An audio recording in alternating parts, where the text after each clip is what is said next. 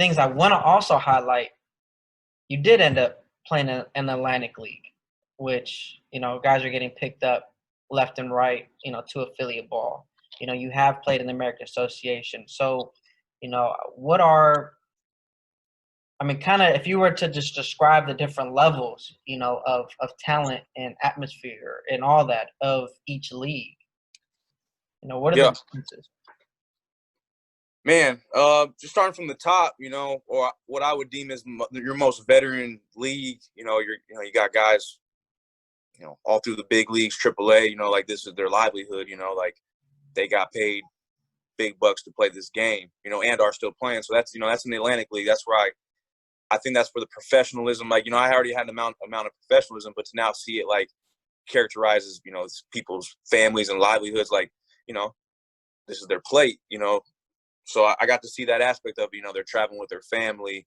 It's bigger than just the game at that point. And, a lot of that. So, but very veteran league. I feel like you learn how to be a professional there. You're showing up. You have a routine you stick with, and even for when I was in the Atlantic League, I was with the Road Warriors and the Lancaster Barnstormers. I had to take two different approaches. You being on the road is all the time is much different. You have to find your way. You got to find the time in the cage. You got to find the weight room on the road. In Lancaster, we have the weight room right there. Everything's kind of set up. So, but yeah, being around those type of guys who have been in so many places and made money all over across the world, you start to see, okay, that's why. Like this guy is consistent with his work. He's consistent with what he does. Whether he was 0 for 4 or 4 for 4, I'm not really being able to tell the difference. Like I don't think you see as much of like the up and down of emotions based on results in that type of league. Guys they're just there to get after it, work their process. They succeed. If they fail, they're coming back tomorrow ready to get after it. So, got to see definitely how that affiliated mindset, that big league mindset, how it's really characterized in that league. American Association, I'd say it's like in that between. Now it's getting more, veteran-like, obviously with things changing. But, you had guys that were just right in AA, right in AAA yesterday. They're coming in with chips on their shoulders. You got guys who got overlooked at Michigan State. They didn't get drafted, but they're out there to prove something. They might have they might hit 340. So they're out there balling. So that league's definitely highly competitive. Great level of play. But at the same time, man, bringing down the Pacific Association, not down, but like you have those guys that would end up in our league, and they would bring that professionalism to our league. I found that there's the level of play, the type of baseball you see, like it's not far off, but just the consistency factor, guys being able to execute what they want to do more often than not.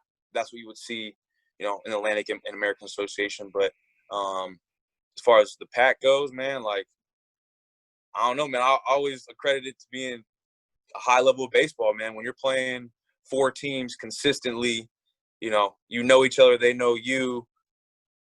4 to 6 teams, it makes for tough. And I think 2017 was a great indicator of that year. I think that was like a high talented year.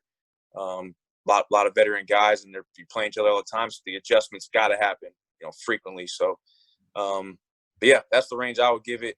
You just see more consistency as you get to those, the Atlantic League, American Association. But, that's not taking anything away from, what we have in the pack. Yeah, in 2017, I think that was a year in and year out.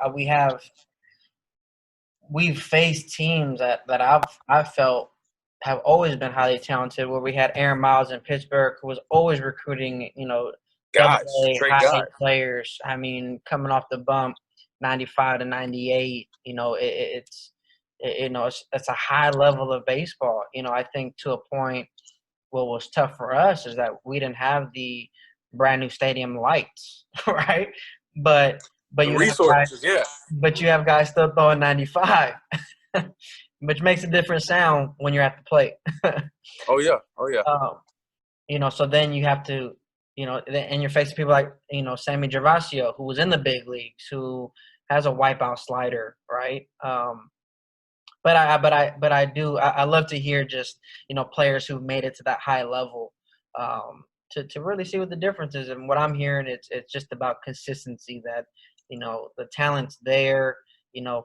From the top, from the more veteran leagues to Right. the younger leagues, the talent's there. It's about consistency of how they're putting it to paper.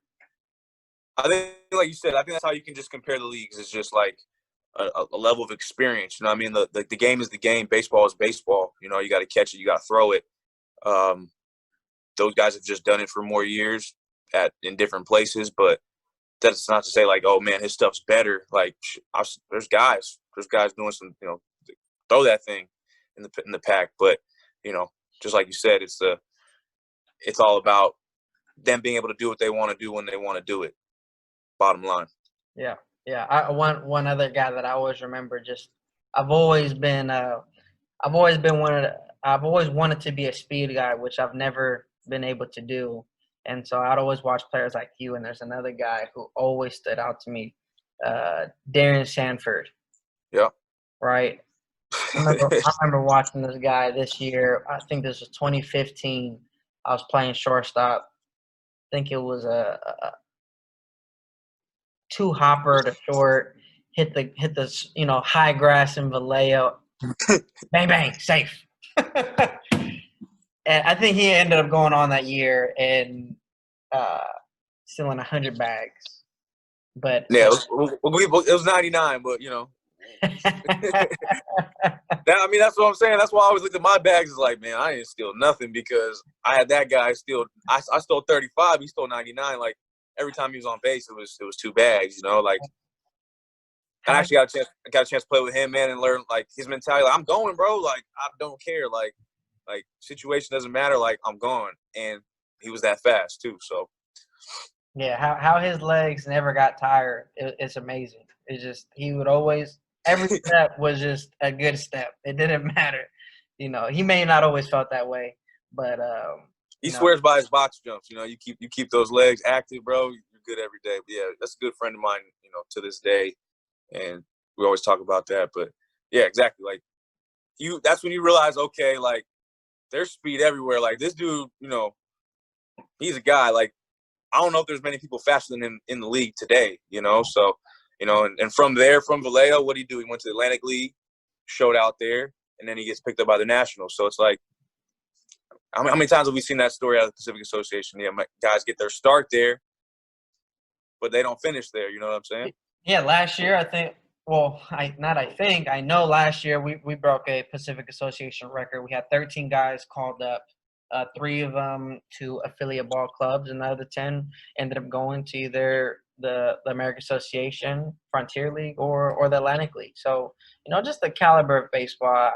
As a former Division I athlete as well, played in a regional at Ole Miss. You see first rounders, you see good talent, you see that, and so that's all here. And it's just good to see people just, there's different mentality playing independent baseball because every day essentially could be your last day. And so when you're on day contracts, bro. You're like every day is a new contract.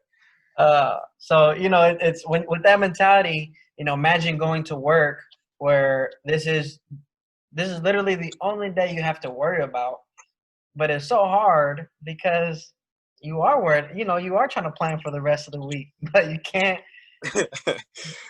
do that. You got to kind of shut that all out and, focus in on what's at hand.